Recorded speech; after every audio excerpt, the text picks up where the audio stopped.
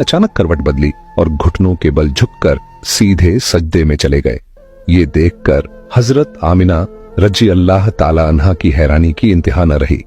हुजूर नबी करीम सल्लल्लाहु अलैहि वसल्लम पूरे 15 मिनट तक सजदे में रहे। फिर आपने सर उठाकर आसमान की तरफ उंगली से इशारा किया और सारी दुनिया को बता दिया, ऐ लोगो, इस दुनिया को पैदा करने वाली जात सिर्फ अल्लाह ही की है। हजरत आमिना रजी अल्लाह ताला अन्हा फरमाती हैं, जब मैंने अपने बच्चे को गोद में लिया तो अचानक देखा कि आसमान के तारे जमीन के करीब होते जा रहे हैं। फिर अचानक एक बादल का साया मेरे कमरे के अंदर आया और मेरी गोद से मेरा बच्चा उस बादल के साये में गायब हो गया।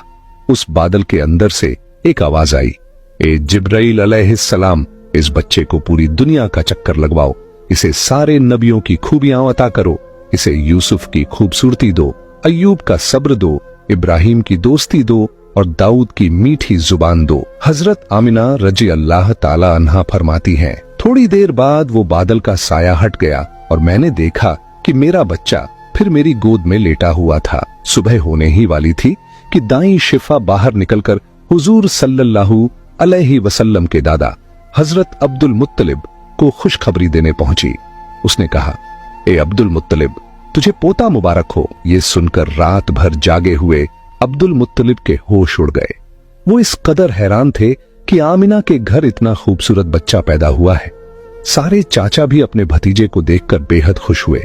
यहां तक कि जब अब्बू लहब की बांदी सौबिया ने जाकर अब्बू लहब को ये खुशखबरी सुनाई, ए अब्बू लहब, तुझे भतीजा मुबारक हो, तो ये सुनकर अब्बू लहब इतना खुश हुआ कि उसने अपनी बांदी सौबिया से कहा, जा, मैंने तुझे अपने भतीजे की खुशी में आजाद कर दिया। हजरत अब्दुल मुत्तलिब बहुत बूढ़े हो चुके थे, मगर खुशी इतनी ज्यादा थी कि वो अपने पोते को गोद में लिए काबा की तरफ दौड़ते चले गए। सारे मक्का वाले भी खुशी से नारे लगाने लगे, लेकिन अब्दुल मुत्तलिब ये कहां जानते थे कि उनका पोता वो इंसान है जिसकी खातिर अल्लाह ने ये पूरी दुनिया बनाई।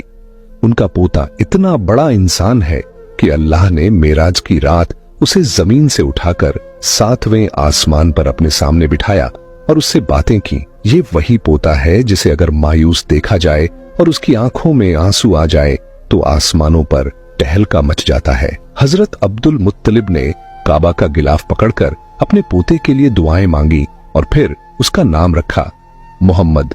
मोहम्मद का मतलब है वो इंसान जिसकी बहुत ज्यादा तारीफ की जाए। ये नाम सुनकर मक्का वाले कहने लगे, ए अब्दुल मुत्तलिब, ये कैसा अजीब सा नाम तुमने अपने पोते का रख दिया है। हमने तो आज तक ऐसा नाम नहीं सुना। मगर अब्दुल मुत्तलिब कहां जानते थे कि यही बच्चा एक दिन इतनी शान पाएगा कि लोग उसके पीछे चलेंगे। एक बार हुजूर अकरम सल्लल्लाहु अलैहि वसल्लम मदीने में अपने सहाबा कराम के साथ बैठे हुए थे। तभी आपके चाचा हजरत अब्बास रजी अल्लाह ताला अन्हु ने फरमाया, ए अल्लाह के रसूल, मुझे बचपन ही से मालूम था कि आप बड़े होकर कोई बहुत बड़े इंसान बनेंगे। हुजूर सल्लल्लाहु अलैहि वसल्लम ने पूछा, ए चाचा जान, आपको कैसे पता चला? तो हजरत अब्बास रजी अल्लाह ताला अन्हु ने जवाब दिया, ए अल्लाह के रसूल, जब आप सिर्फ 2 महीने के थे तो एक रात मैंने आपको देखा कि आप चारपाई पर अकेले लेटे रो रहे थे।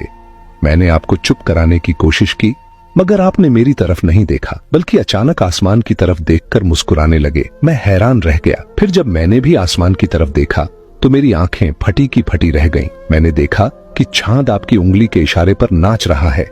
आप जिधर उंगली ले जाते चांद उधर ही चला जाता। ये मंजर देखकर मैं समझ गया कि आप कोई आम इंसान नहीं हैं। हुजूर सल्लल्लाहु अलैहि वसल्लम ने फरमाया, हाँ मेरे चाचा जान, आप सही कह रहे हैं।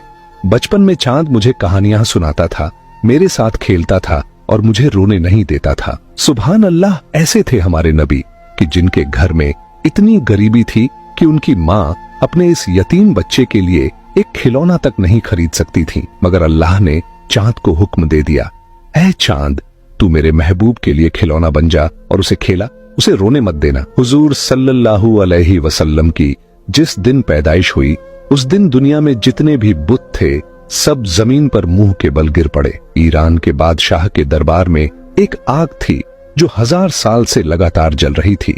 लोग उसकी पूजा करते थे, मगर हुजूर नबी करीम सल्लल्लाहु अलैहि वसल्लम की पैदाइश के वक्त अचानक वो आग बुझ गई। और उस बादशाह ने अपने महल में अपनी शक्ल की 14